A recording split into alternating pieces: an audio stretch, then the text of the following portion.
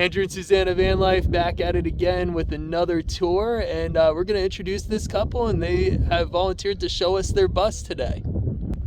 Hi, I'm Sean Egger, and this is my wife Christine Egger. Hi. And this is our little short bus, Barnabas. So if you'd like to come on inside, we'll show you around. So this is kind of my favorite thing, is the bathroom. I like to showcase it. So counter folds up. This is the door. And this That's door neat. also telescopes. So, and this telescoping part can come off and hook back there and makes a table. So is that telescoping part that comes up here, is that also a shower wall? Yep. So you don't have to have a shower curtain then? We do a shower curtain because we want to cover the wood. Okay. The rest of this wood is all coated with Flex Seal, actually. Flex Seal? Yeah, turn the light on your seat. Oh wow, it does have kind of a rubbery feel to it. And then the shower pan is plywood with white Flex Seal. Okay. So, and how the shower works, this shower head goes on here and it snaps up here, and that's the shower outlet. And then this green hose, it's got a screen on it, goes in the pan, and that sucks the water back in through the filters back into the hot water tank, so we recirculate the water. We only use like 3 gallons of water for a shower, and then we change it out every once in a while and change the filters. Yeah, that's great. So you don't have to use all your fresh water supply taking showers out here. Correct. So it works really well for us. Kind of a new system for us.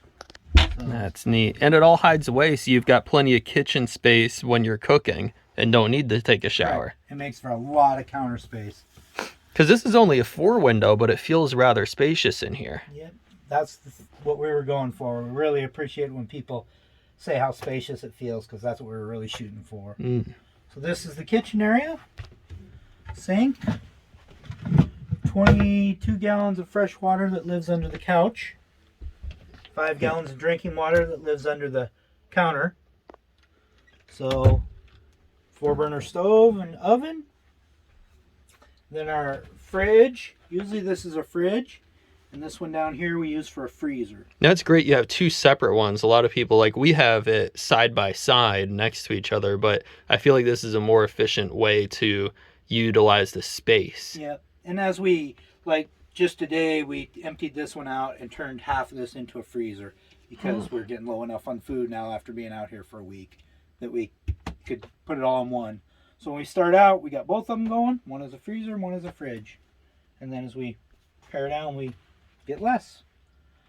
So this is the couch and the bedroom and everything. So I was going to point out what I think we should change.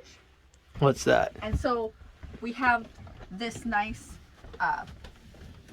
toiletry area that's by the fridge, that by the bathroom, that makes an L. And that's really handy storage. And we have a spot right here. We can do another one. Because the fridge doesn't take up all the space. We weren't sure because we didn't have the fridge, and it was the last thing we got. But you know, the fridge has to breathe, so we can't just push it up there. But we've got several, I don't know, probably 6 inches that we could put another shelf right here. Right, and then you just extend the counter out too. But then you have to also extend the stripes that you've painted into the counter. Well, we might not. It might just I think go we to would here. just do it like we got this here Yeah, done. and so it would just be a little shelf that has the nice little ties to hold things in. Neat. And while I'm over here, I was going to point out, we're in the cold, and so we worked hard to make our bus warm. We're in Montana. He's wintered in it for 2 winters. And so one of the things he did was he took the windows and he doubled them. So we got a screen, and we got the window, and then we can put Reflectix in between. Seals good. And then we have a moving blanket we've doubled with snaps. And that's something that your build was actually the first build I've ever seen to actually double up on windows for warmth. Because, you know, let's face it, a lot of people don't stay in cold climates for the winter. You know, that's one of the advantages of this life, is you get to move around and follow the weather. But you guys, you know, like you said, live in that colder climate, and you have to do that. And I like how you put the plexiglass over here too. So even though a regular bus window couldn't fit there, you still doubled up on the panes, which is huge. And we are talking about redoing this and putting snaps in. instead of just straight screws, and then we can put Reflectix there too. Oh, that'll be great. So just, it makes it warmer or cooler, as the case may be. So our water is, as he said, right under here, 22 gallons. Everything's inside because we're cold. And then we have storage underneath here. We have our winter coats and stuff. And then on that side, because the slats pull out to make the bed, this flips over onto it. So the slats pull out, and on this side we have a pantry with our canned goods. You can help do that. I'm just in the wrong angle. Oh, wow. And the other side does this too. That's what I say, there's storage. And that didn't even look like it came out. I wasn't even expecting that. Yeah. That's kind of hidden. Yeah, they both pull out so that the couch makes into a bed. Okay, well, thankfully you guys aren't smugglers. Otherwise, we'd just revealed your location right there. And then another really good storage spot over the wheel well, but it's really great right here. Pantry. And you can see the spray foam. It's everywhere but the actual floor.